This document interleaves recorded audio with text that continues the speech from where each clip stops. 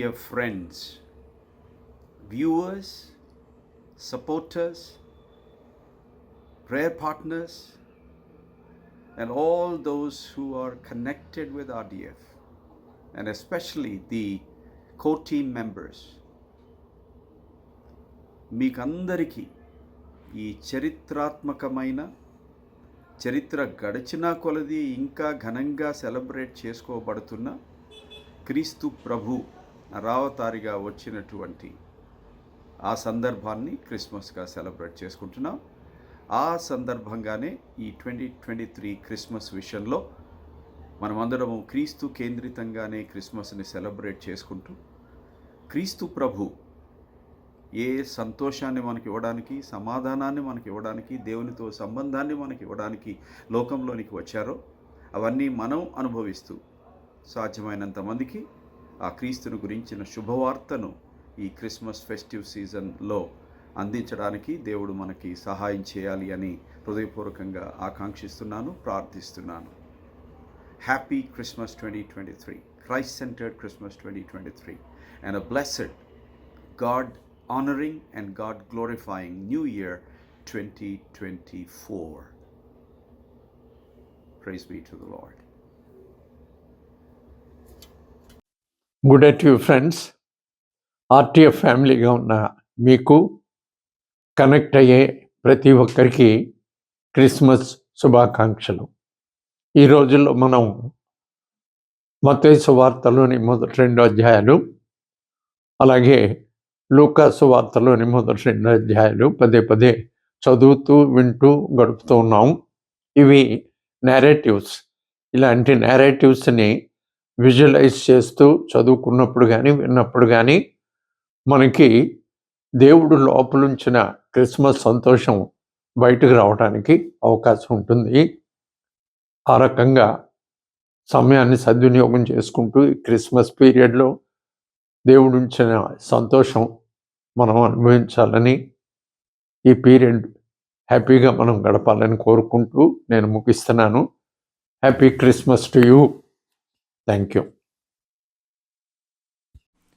ప్రభు అయిన యేసు నామాన ఆర్టీఎఫ్ మిత్రులకు క్రిస్మస్ మరియు నూతన సంవత్సర శుభాకాంక్షలు.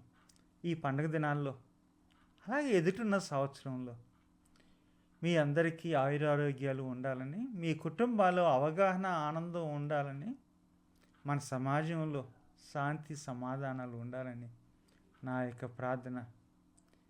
ఏ ప్రేమతో అయితే ఆ వాక్యము శరీరధారిగా వచ్చి మన శరీరాలను పావనం చేసిందో, ఏ ప్రేమతో అయితే ఆ తండ్రి తన కుమారుని పంపించి మన రక్షణ కొరకు ఇచ్చాడో, ఆ ప్రేమ మనల్ని ఎప్పుడూ తాకుతూ ఉండాలని, మనల్ని రూపాంతరం చేయాలని ఈ క్రిస్మస్ సందర్భంగా నేను ప్రార్థిస్తున్నాను. Merry Christmas, happy new year. ప్రభు అయిన యేసుక్రీస్తు నామములో మీకు అందరికీ శుభములు, ముఖ్యంగా క్రిస్మస్ శుభములు. ఆర్టీఎఫ్తో నా యొక్క ప్రయాణం చాలా సంవత్సరాలుగా ఉంటూ ఉంది. దేవుని వాక్యాన్ని ఉన్నదన్నట్టుగా చెప్పాలని నేను ఎప్పుడూ నా కృషి. మరి అలాంటప్పుడు అలాంటి మనసు కలిగి, అలాంటి తలంపులు, ఉద్దేశాలు కలిగిన వారితో కూడా కలిసి పనిచేయాలనే ఉద్దేశంతో మరి ఆర్టీఎఫ్లో చేరటమైంది. మరి ఎన్ని సంవత్సరాలుగా ఈ పరిచర్యలో ఉండటానికి దేవుని కృపను బట్టి వందనాలు చెల్లిస్తున్నాము. మరి మీకు అందరికీ ఈ యొక్క క్రిస్మస్ దినాల్లో శుభములు తెలియపరుస్తూ ఉన్నాను. దేవుడు ఈ క్రిస్మస్ దినాల్లో, ముఖ్యంగా మరికొన్ని నెలలలో ఒక జనరల్ ఎలక్షన్ జరగనై ఉండి మన దేశం యొక్క భవిష్యత్తు తీర్చిదిద్దనై ఉన్న ప్రజలకు దేవుడు సమాధానం, జ్ఞానము, నడిపింపు ఇవ్వాలని మనం కోరుకుందాము. మరి ఒక ప్రక్కన దుర్బోధలు జరుగుతూ ఉంటే, మరో ప్రక్కన సత్యాన్ని ప్రకటించే సాధనాలుగా దేవుడు మనల్ని వాడుకోవాలని మనం కోరుకుందాము. మరి నేను, నా భార్య ఝాన్సీ, మీ ఇద్దరం మీకు అందరికీ ప్రభు నామంలో happy Christmas and also a wonderful, meaningful New Year. Thank you. God bless you. RTF వ్యూవర్స్కి క్రీస్తు జన్మదిన శుభాకాంక్షలు. ఎన్నో ఆర్టీఎఫ్ షోస్ ద్వారా మీరందరూ దీవించబడుతున్నారని చెప్పి మేము నమ్ముతున్నాం.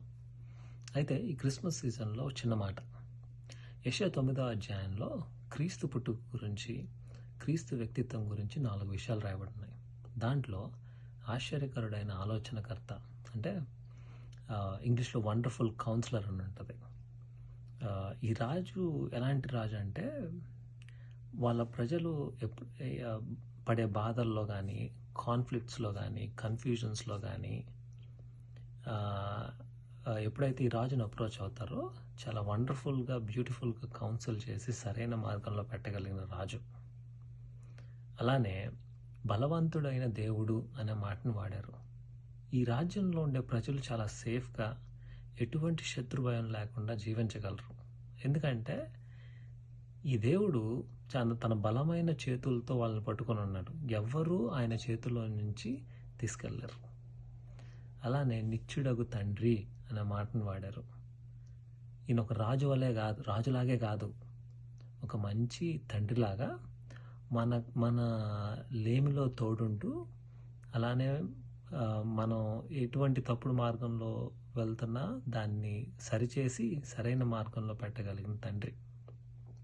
వీటన్నిటినీ ఆయన ప్రేమ సమాధానాలతో చేస్తాడు కాబట్టే ఆయన సమాధానకర్త యగు అధిపతి అని చెప్పి అన్నారు.